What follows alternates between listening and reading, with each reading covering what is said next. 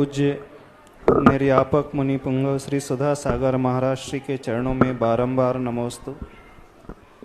पूज्यवर आचार्य भगवान के चरणों से विहार करते हुए कुंडलपुर महामहोत्सव के पश्चात हम लोग यहाँ पर आकर के विराजमान हैं। आचार्य भगवान का भी विहार निरंतर जारी है, लेकिन सुनने में आ रहा है आचार्य भगवान पूर्ण रूप से शारीरिक रूप से स्वस्थ नहीं है।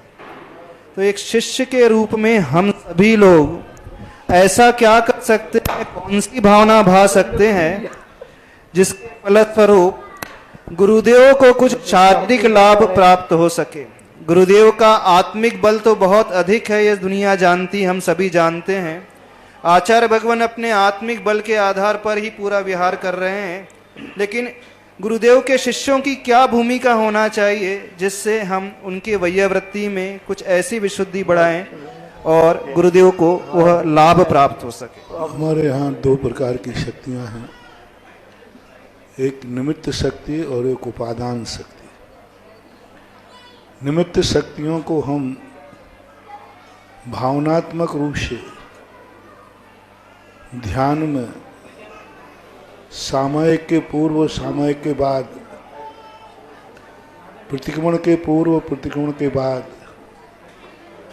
कोई भी अनुष्ठान करें, सर्वप्रथम हम यही बात करें, जो मैं जीवन में कर रहा हूँ इससे पहले मेरे गुरु का निर्विघ्न, आहार के समय, उठते समय ये भावना भाएं कि मेरे गुरु का आहार निर्विघ्न हो मेरे पहले।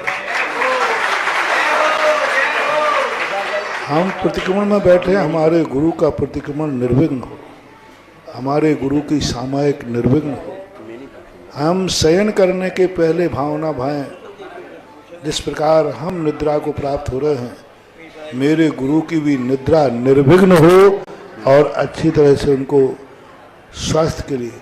तो किसी भी रूप में 24 घंटे विहार करते समय हम भावना भा सकते हैं, हमारे गुरु का भी विहार निर्विघ्न हो, सानंद संपन्न हो।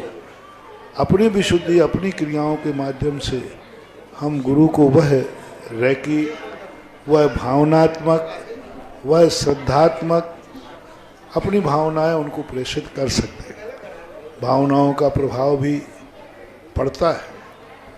हमारे आचार्य से सदा भावनाओं के ऊपर बड़ा जोर देते हैं।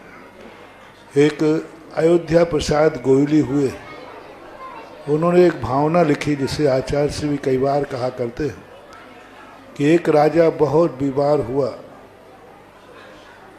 उसको भावनाओं से दवाइयाँ तो कोई काम की नहीं,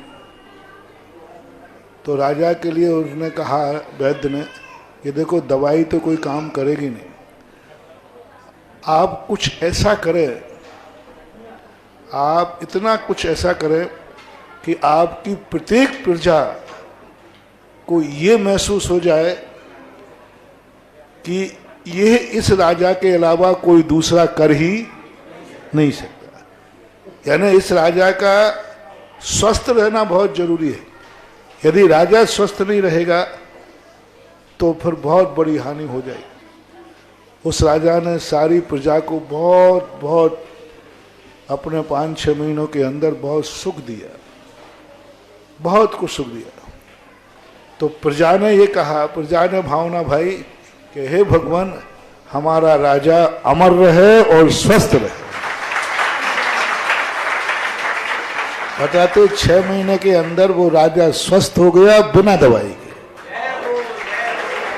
तो आज हमारे वीर सागर महाराज ने प्रश्न किया, तो हम सारे भारत से यही कहते हैं और ईमानदारी से पूछते हैं आपके हृदय से कि जो आचार्य इसे से मिल सकता है, क्या दुनिया में पहले कभी तुम्हें मिला या भविष्य में मिलेगा?